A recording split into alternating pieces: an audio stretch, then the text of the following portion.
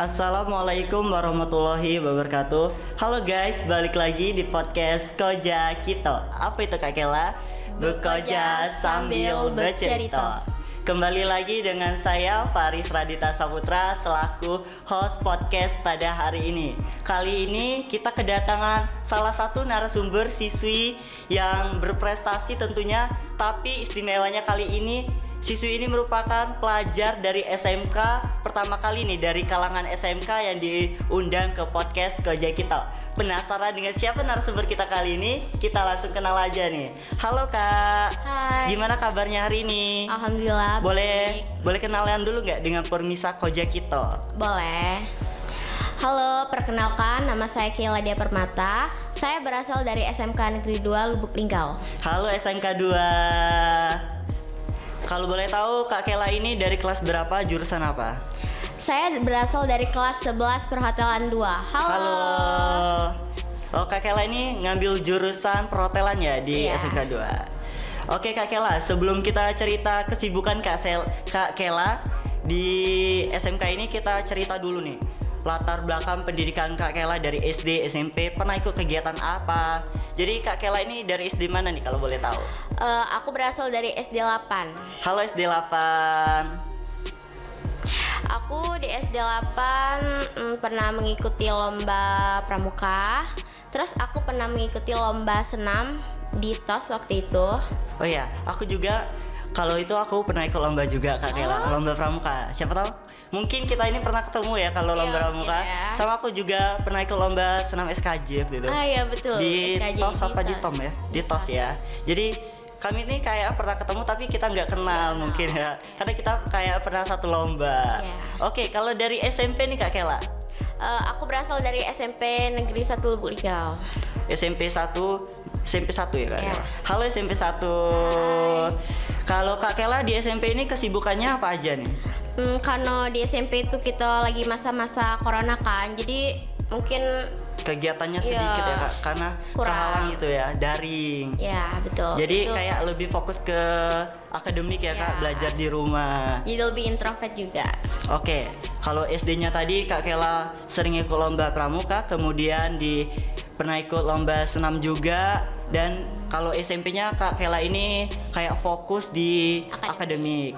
Oke, lanjut nih teman-teman, kita bakal cerita pengalaman Kak Kela di SMK 2 tentunya. Kita ini sama-sama dari SMK, bedanya kalau kami dari SMK 1 dan SMK 2. Kita pasti kepo nih kan, kalau di SMK 1 kan kayak lebih tentang perkantoran, akuntansi. Kalau di SMK 2 itu lebih itu ya Kak, ada perhotelan, kemudian tata boga, busana. Nah, cerita dulu nih pengalaman Kak Kela kalau jurusan perhotelan itu ngapain aja nih Kak?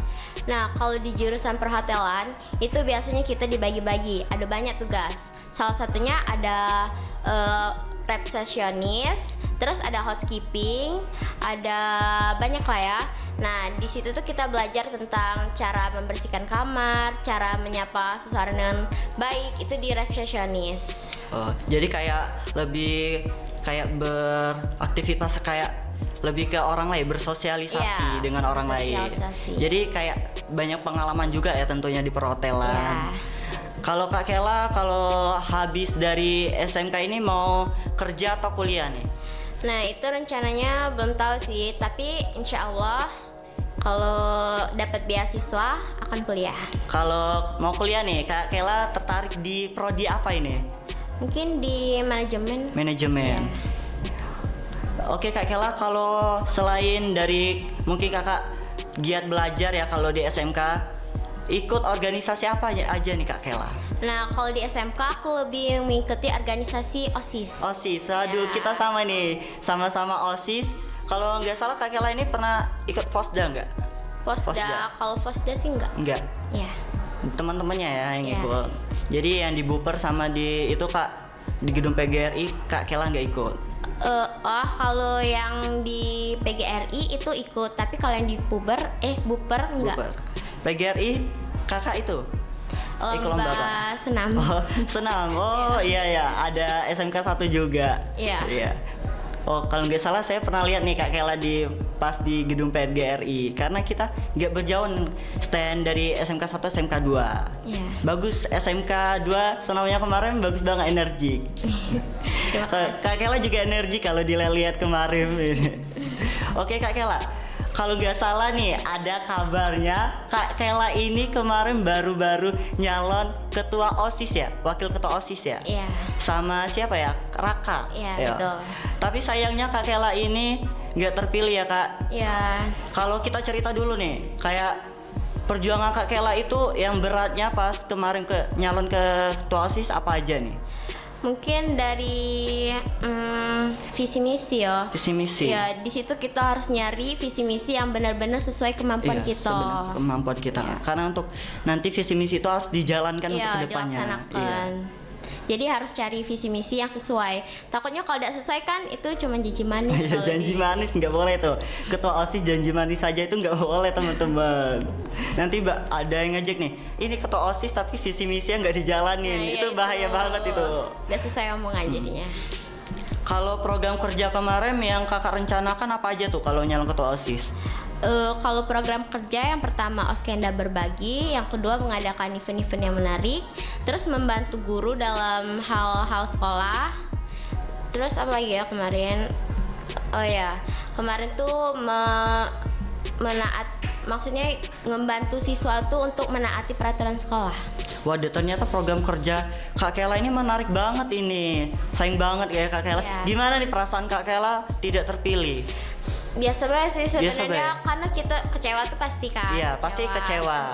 Karena kalau gagal dalam yang kita inginkan tuh sedikit kecewa Iya, ada. Tapi dari kegagalan itulah kita tuh harus lebih banyak Iya. belajar. Karena kegagalan itu bukan merupakan suatu kayak ini usai udah ini, nggak ada lagi nih. Padahal kegagalan itu tempat kita belajar Iya, nanti ya. Kita belajar belajar. dari kesalahan kita perbaiki ke depannya karena masih banyak peluang lain ya Kak Kela, bukan di untuk situ menjadi saja. lebih baik lagi. Ini Kak Kela nggak jadi ketua OSIS, tetapi jadi kalau dengar-dengar jadi sekretaris 2 ya Kak Iya, Kela. jadi sekretaris. Gimana nih perasaan Kak Kela menjadi sekretaris 2 di OSIS? Jadi sekretaris 2 seneng sih karena masih masuk ke dalam inti OSIS kan, tapi juga ngerasa kayak oh my god, ini sekretaris pasti mungkin tugasnya lebih banyak kan itu. Ini kan Kakak Kela ini anak organisasi ya, pasti sering ketemu kayak problem-problem di OSIS. Ya. Terutama kalau kita lihat itu di OSIS itu nggak boleh ada circle ya Kak. Oh ya, di circle nggak boleh itu. Kalau pendapat Kakak tentang circle di organisasi itu gimana Kak? Yang pastinya circle di organisasi itu tidak boleh. Namanya kan organisasi. Organisasi adalah tempat kebersamaan. Jadi kita tidak boleh main circle. Iya, takutnya kalau kita circle itu mengganggu kayak kinerja kita juga ya Kak. Iya. Kayak kalau kita mau kerja sama itu, nggak mau, aku mau sama temenku aja, nggak mau sama yang itu.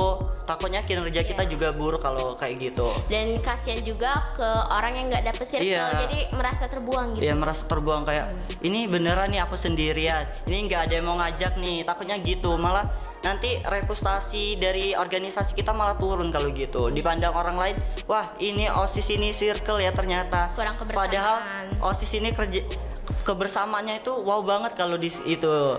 Ternyata OSISnya circle, itu nggak boleh banget teman-teman. Buat yang OSIS sekolah lain, kita nggak boleh tuh main circle di organisasi, itu nggak boleh banget.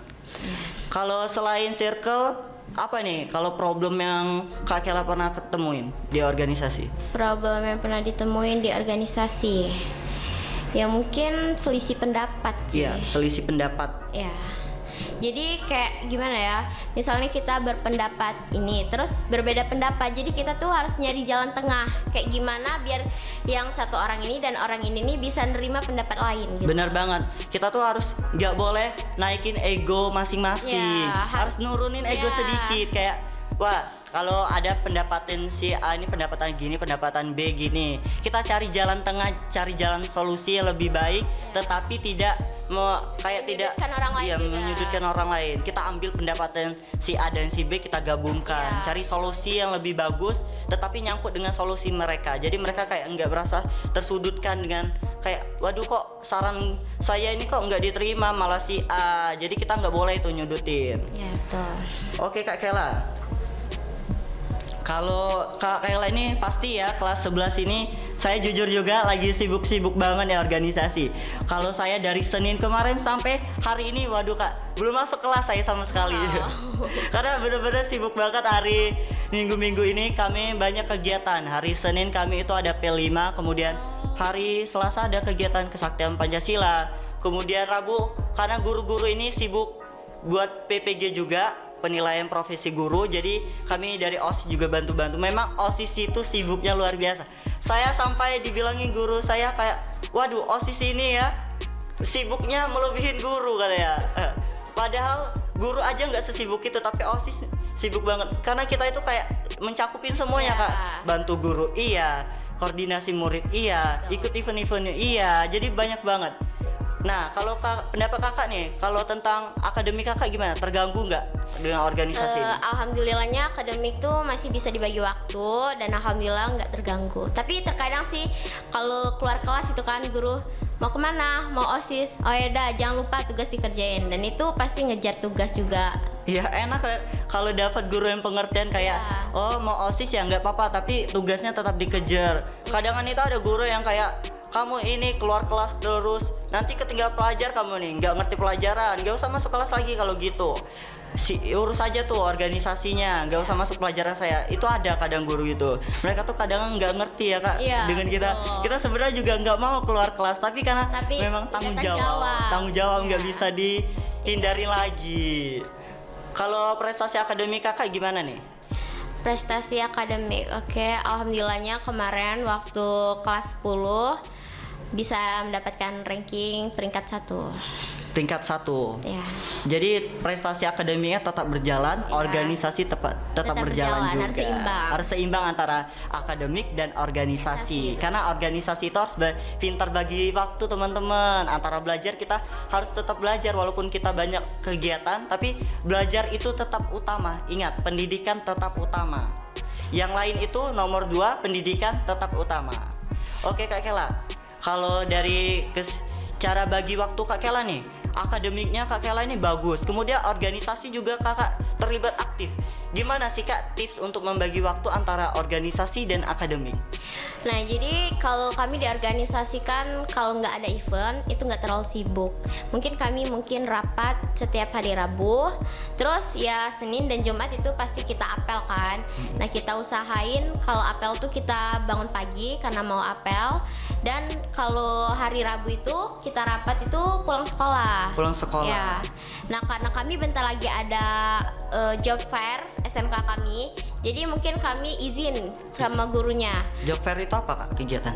Job fair itu untuk kegiatan mengenali lingkungan sekolah kami kepada sekolah luar. Oh gitu. Kayak itu ya, kayak mengenal sekolah lain, promosi ibaratnya. Ya itu betul.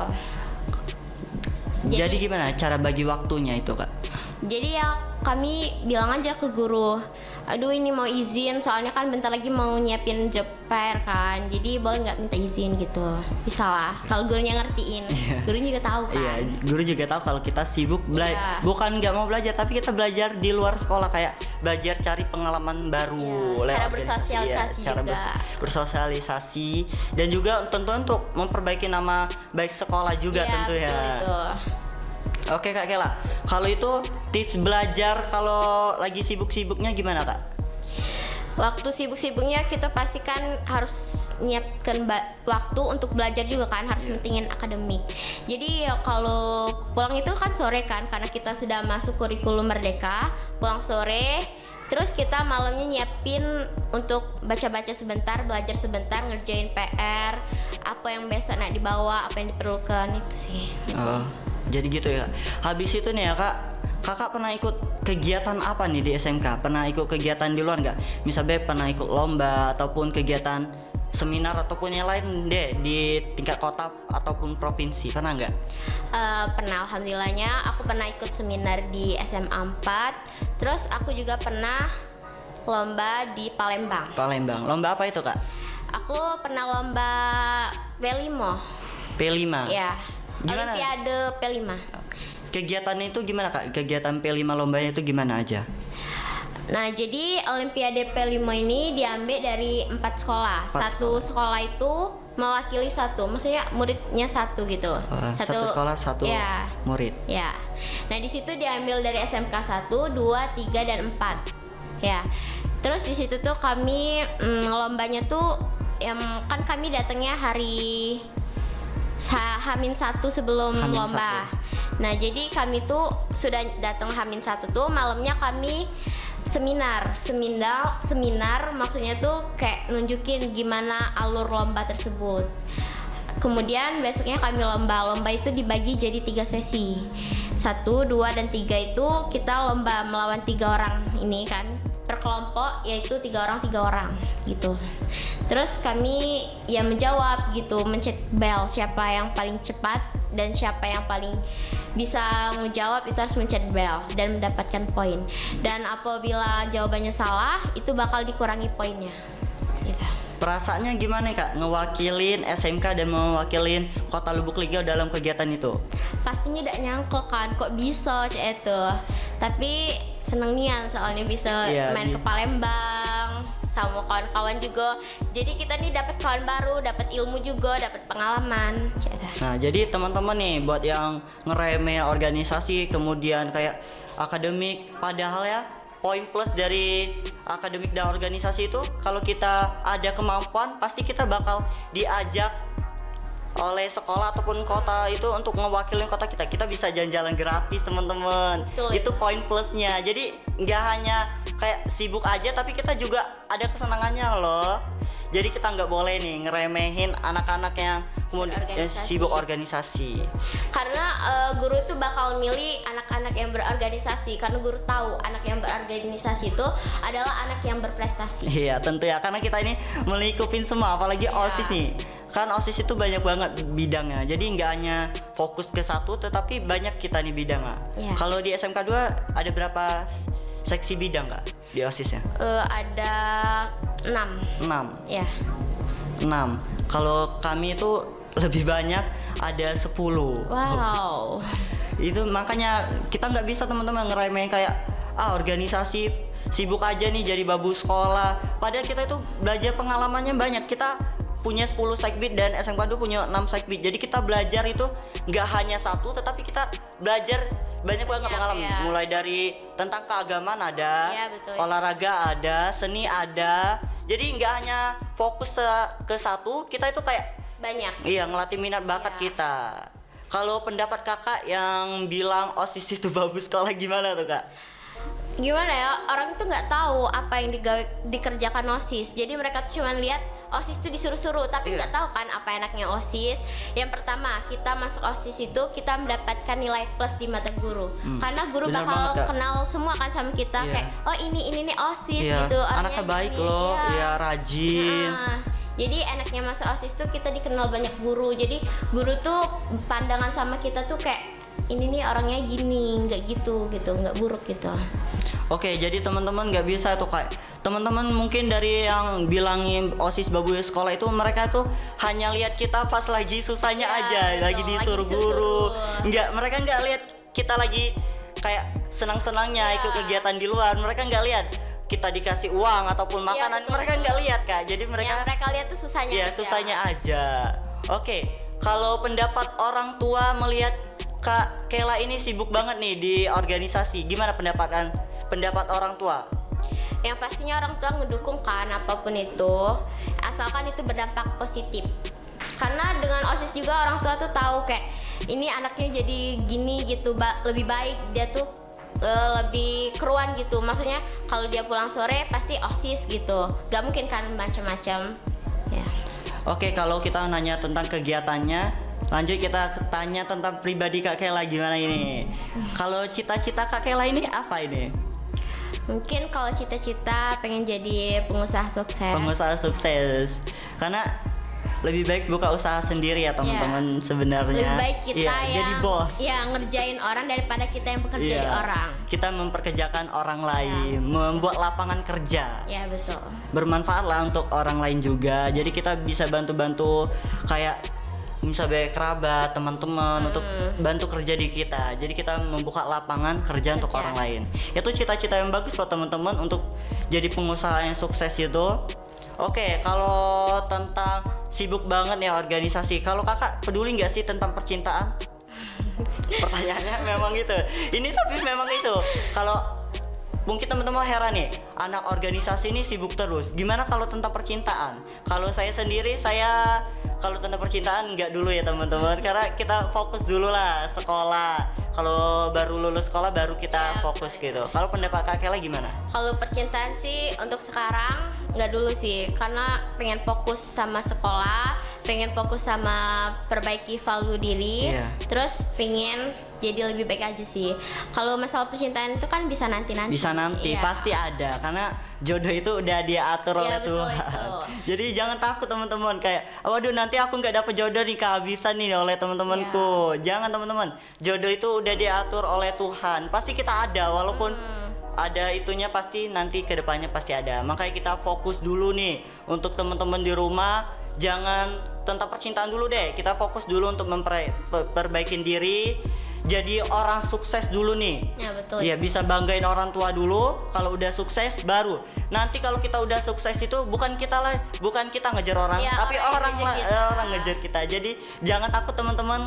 Kalau takut nanti aku nggak dapat jodoh. Itu kalau kita udah sukses pasti orang itu mau deket kita semua. Oke, Kak Kela, sebelum kita tutup, kasih kata-kata motivasi dulu buat teman-teman di Permisa Koja Kito di rumah nih yang lagi nonton. Kalau kamu lelah menahan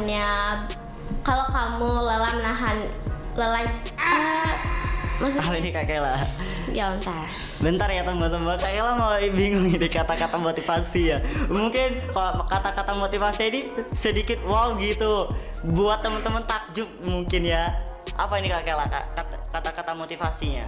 Kalau kamu tidak bisa sanggup menahan lelahnya belajar, maka kamu akan bersiap-siap menahan sakitnya kebodohan. Waduh teman-teman, motivasinya bermanfaat banget nih buat teman-teman. Oke, untuk mungkin kata-kata motivasi, kata-kata dulu nih buat Koja Kito. Gimana perasaan Kak Kela diundang ke podcast Koja Kito nih? Yang pastinya sangat seneng kan, gak nyangka, my god, bisa diundang ke Koja Kito kan. Dan yang diundang ke Koja Kito tuh cuman uang-uang terpele kan. Iya bener banget Kak. Aku tuh termasuk uang terpele. Iya bener banget Kak Kela termasuk orang terpilih untuk diundang ke podcast Koja Kito. Saya juga baru mau tadi dikabarin oleh pembina kami, kayak ini ada anak SMK 2 yang bakal jadi narasumber. Ada Kak Bunga sama Kak Kela. Saya tahu juga nih Kak Kela karena saya ngefollow IG OSIS SMK 2 juga. Jadi saya pernah lihat, oh ini Kak Kela ini yang pernah nyalon jadi ketua OSIS dan sekarang menjabat sebagai sekretaris. Jadi saya, waduh kayaknya menarik banget ini narasumbernya, sama-sama OSIS. Jadi kalau ngobrol pasti nyambung. Karena anak OSIS itu public speakingnya bagus, cara bersosialisasi kepada orang lain bagus. Jadi tentunya kalau perasaannya itu seneng banget ya Kak, karena bisa jadi orang terpilih untuk diundang ke podcast Koja Kito. Buat teman-teman juga bisa sebenarnya untuk diundang ke podcast Koja Kito. Jadi kalau teman-teman punya prestasi akademik ataupun pengalaman yang menarik, bisa banget itu komen-komen di bawah di video ini. Nanti kita bakal undang, kita pilih nih teman-teman. Nah, atau teman-teman yang ngewakilin sekolah bisa banget kayak ngusulin ke pihak sekolahnya. Nanti pihak sekolah pasti karena kami itu KG bakal ngundang sekolah lain juga. Ini kan ada SMK 2, kemarin itu ada SMA 1, habis itu SMA 5, dan ini kalau nggak salah habis Kak Kela sama Kak Bunga itu ada SMA 5 juga. Jadi teman-teman dari sekolah lain juga bisa. Nggak kayak aduh SMK 1 ini podcast Koja Kito ini milih-milih kayak. Enggak teman-teman, kita bakal undang semua sekolah yang ada di Kota Lubuk Linggau. Harap bersabar teman-teman karena jadwal kita ini penuh banget ini. Karena nggak hanya dari pelajar, alumni itu juga mau juga di podcast kayak kita. Iya, alumni juga nggak mau kalah kayak waduh ini pelajar terus alumninya kapan ini alumni SMK 1 nih. Jadi mereka tuh kayak berebutan untuk di podcast Koja Kito. Podcast Koja Kito tuh ibaratnya tempat apresiasi seorang untuk siswa-siswi. Kayak mereka punya prestasi, kita apresiasi nih di podcast Koja Kito. Siapa tahu nanti kedepannya video kita bakal tembus itu videonya FYP. Nanti kan kakaknya yang diundang juga reputasinya bagus. Podcast Koja Kito juga bagus. Kayak nambah pengalaman baru lah ya Kak. Ini pengalaman baru ya Kak. Iya, Kak Kela. betul, itu. First time untuk podcast ya. Iya. Kalau kemarin biasanya nonton podcast di YouTube, sekarang langsung Jadi narasumber ya, langsung. Waduh, ini nggak nyangka ya pasti ya Kak Gak diundang. nyangka banget, kayak tiba-tiba dipanggil ini pas ngisi acara podcast di SMK 1, kayak oh my god, ini aku yang disuruh. Jadi seneng banget nih. Oke Kak Kela, nggak nyangka waktu podcast kita ini udah habis. Waduh, sayang banget nih. Padahal saya masih mau ngobrol banyak nih sama Kak Kela, tapi karena terbatas sama waktu, mungkin kedepannya nanti kita bisa ngobrol lagi Kak Kela. boleh. Oke teman-teman, baiklah kesimpulan podcast kita pada hari ini, ngobrol-ngobrol santai bersama narasumber kita Kak Kela dari SMK 2, yaitu buat teman-teman itu nggak boleh ngeremehin tentang anak organisasi, karena anak organisasi itu pengalamannya juga nggak luar biasa banget. Kemudian kita, kalau buat teman-teman jangan ragu untuk ikut organisasi. Kemudian kalau kita ikut organisasi, jangan lupa untuk belajar ya Kak Kela. Ya, itu harus seimbang. Ya, harus seimbang antara belajar dan organisasi. Jadi teman-teman jangan takut deh kalau masuk organisasi nilainya turun. Itu tergantung dari kita sendiri. Cara belajar kita gimana, cara nyimbangin kita gimana, karena pasti di organisasi itu kita diajarin bagi waktu. Ya. Kemudian harus cari pengalaman banyak ya Kak Kela. Dan kalau kata Kak Kela, sukses dulu ya Kak. Ya, Sukses dulu. dulu Harus kalau itu. baru itu. Oke Kak Kela, terima kasih nih udah datang ke podcast Koja Kito. Semoga kedepannya kita bisa bertemu lagi di Ya. podcast Koja Kito dengan pengalaman yang baru tentunya. Oke teman-teman, sampai sini aja podcast kita kali ini. Jangan lupa like, comment, subscribe, dan share sebanyak-banyaknya video ini. Sampai jumpa di video selanjutnya. Kami akhiri dengan wabila taufiq wal hidayah. Wassalamualaikum warahmatullahi wabarakatuh. Dadah.